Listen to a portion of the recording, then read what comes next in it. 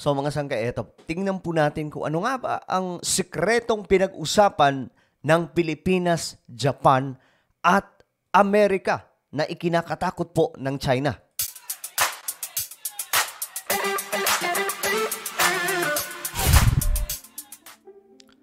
What's up mga sangkay? This is me, I'm back. Pag-usapan po natin ito kasi mukhang lumabas na po yung update regarding po sa pinag-usapan o naging agenda ng Pilipinas, Japan at Amerika. Ano kaya ang mga sekreto nilang pinag-usapan mga sangkay? Nakuha kaya ng media?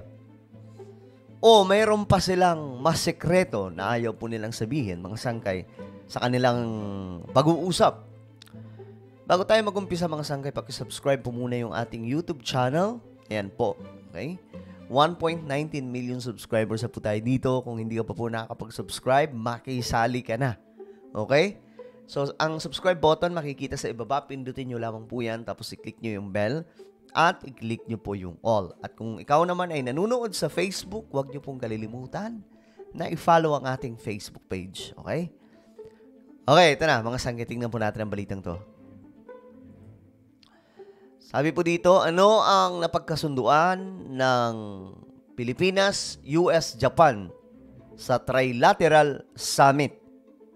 Sa pagtatapos ng kauna-unahang Trilateral Summit ng Pilipinas, Japan at Amerika, nagkasundo ang tatlong leader na paigtingin pa ang pagtutulungan at kooperasyon sa aspeto ng seguridad, ekonomiya at iba pa. Seguridad, ekonomiya, at iba pa. So, kaya nabanggit po yung seguridad. Isa po ito sa pangunahing agenda, malamang mga sangkay, yung security ng bansa na hindi mapapasok ng kung sino mang mananakop o manggugulo. At alam po natin mga sangkay na may pinaanuhan yan, pinaparinggan mga sangkay. Ekonomiya. Bakit ekonomiya? Ang Amerika ngayon mga sangkay, gumagapang yung kanilang ekonomiya. Ang Pilipinas mga sangkay, mas malaki ang problema pagdating sa ekonomiya. Kasi sarado po tayo pagdating po sa foreign direct investment na mahabang panahon dahil sa 1987 Constitution. At marami pa raw pong iba mga sangkay. Tingnan po natin. Kabilang dito ang mas madalas na joint maritime exercises sa gitna ng patuloy na panghihimasok ng China. Ayan na nga po ang sinasabi natin. Sa ilang bahagi ng West Philippine Sea at pagtatayo ng bagong investment hub dito sa Luzon. Uy. At live mula Washington, D.C., nagpapatrol, Katrina Domingo. Katrina, ano-ano ang mga konkretong hakbang ng tatlong bansa pagdating sa South China Sea? Okay, maganda to mga sangkay na mayroon pong media na kasama. Ang pagkakaalam ko, lagi may kasama si Bongbong Marcos na mga media kapag umaalis siya ng mga, halimbawa may mga lakad po siya sa ibang bansa, kasama niya lagi yung buong pwersa ng media ng mga giant network, kagaya po nitong ABS-CBN.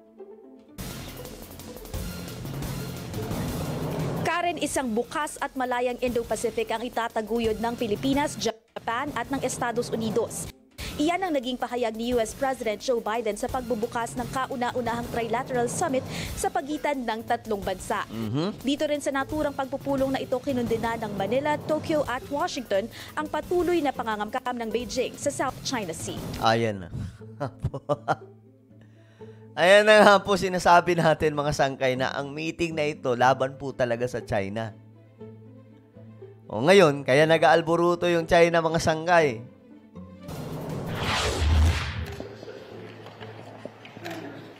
Inilatag ni na Pangulong Ferdinand Marcos Jr., US President Joe Biden at Japanese Prime Minister Fumio Kishida ang mga hakbang para mas lumakas at tumibay ang kanilang alyansa. Pero alam niyo mga sangkay, kung kay Donald Trump ang leadership ngayon ng Amerika, medyo kampante. Pero habang si Biden pa, medyo off tayo mga sangkay kasi si Joe Biden, pagkakaalam ko mga sangkay, meron na lamang pong nagmamando. Kasi matanda na po siya. Pero kung si Donald Trump, medyo kampante po tayo ng kaunti. Sa kanilang kauna-unahang Trilateral Summit. Kabilang dito ang mas marami at mas madalas na combined naval at maritime training. Yan na nga po ang sinasabi natin. Mukhang mapapadalas na ito makikita natin sa balitaan mga sangkay, itong pagsasama-sama ng Japan, Amerika, dyan sa West Philippine Sea. Kaya nga lang mga sangkay, ang pinaka-interesting ngayon ay itong Japan. Japan mga sangkay na mahabang panahon natulog, Japan na mahabang panahon mga sangkay hindi nang ialam sa mga gulo ng mga bansa. At ngayon, magpaparamdam na. Kaya pala, mga sangkay, medyo kabado yung China sa Japan. So, ang very interesting part, kung papaano po i-build up ng Japan ang kanilang malakas na puwersa at gagawing mas pinakamalakas pa. Nako. So, any attack, kahit na ano pong pag-atake ng China na gagawin o kung ano pang mga bansa sa Pilipinas, bangka man yan, barko man yan, sa Navy man yan mga sangkay, re-responde dito ang Amerika at hindi lamang po basta re-responde. Talagang makikipagbakbakan mga sangkay.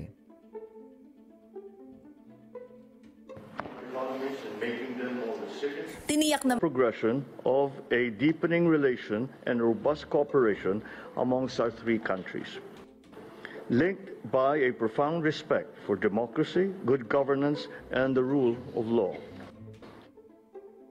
ito rin ang pananaw ni Japanese Prime Minister Fumio Kishida. In the midst of compound crisis faced by the global community, multi-layered cooperation between Yun ang kailangan mga sangkay, hindi po gera. Kasi 'di ba dati ang focus po ng narang administrasyon yung war on drugs. Pero dito mga sangkay, sa time ni Bongbong Marcos, ang mapapansin po natin dito sa kanyang pag-iikot ng mga bansa, nanghihikayat po siya ng mga foreign investors pumasok sa Pilipinas. Ang goal niya is mapaganda ang daloy ng ekonomiya natin mga sangkay. That is why very important yung economic charter change. Okay, hindi po yun nakakatakot. Huwag kayo maniniwala dyan mga sangkay sa mga kwento-kwento ng iilan na nakakatakot ang economic charter change. That is wrong idea. Ang economic charter change, ito po yung magbo-boost sa ating economy dahil papasok po dito yung mga foreign direct investors or foreign direct investment. Magkakaroon po ng kalaban na itong mga oligarko sa Pilipinas na matagal nang nagpapahirap sa mga Pilipino at sumasabotahe sa bansa natin. Okay. Maganda to. Magbubuhos daw ng mga investors sa ating bansa. But as long as sarado po sa 1987 Constitution ang ating ekonomiya, hindi po yan papasok. Kumbaga nangangako lang ang mga yan. Gustong-gusto po talaga nila magnegosyo sa Pilipinas. Pero kung sarado pa rin ang ekonomiya natin at ayaw pa rin pong aprubahan yung economic charter change, wala pa rin pong magbabago. Kakaunti pa rin po mga sangga yung papasok ng mga investor sa ating bansa. Kasi mayroon pong restriction eh. Meron mo bago sila magnegosyo dito, may tinatawag na 60-40 policy. Kailangan pa nila makipag-partner sa isang Pinoy na negosyante at malamang oligarko po yan, mga sangkay. At 60% doon sa oligarko o sa Pilipinong negosyante. 40% lamang po sa dayuhan. E di lugi. Kanila yung item, kanila yung kumpanya, tapos ganun lang yung kikitain, ganun lang po yung, ay nako mga sangkay. Ayaw po nila ng ganun. Kaya eto, malaking bagay itong ginagawa ni BBM ngayon. Pero sana mga sangkay, mabuksan po yung ekonomiya natin. At ito rin po yung sinusulong naman ng pamahalaan ngayon. Isinusulong po yung economic charter change. Nang sa ganun, hindi na po tayo gumapang sa kahirapan. Ayun ako. So ano po ang inyong opinion tungkol dito mga sangkay? Itong, sa tingin nyo ba may sikreto pang pinag-usapan? Ako naniniwala ko meron yan. Especially yung Amerika. Especially yung China. So ano po ang inyong opinion? Just comment down below. Mayroon po akong isang Facebook group, guys. Hukbong Solid Sangkay ito. Hanapin nyo po ito sa Facebook. Kung ikaw ay talagang solidong sangkay, mag-join ka po dito. But make sure, okay, make sure na ikaw ay solid sangkay at masasagutan mo itong mga tanong dito, mga sangkay. Madali lang naman. So, ako na po ay magpapaalam. Mag-iingat po ang lahat. God bless everyone.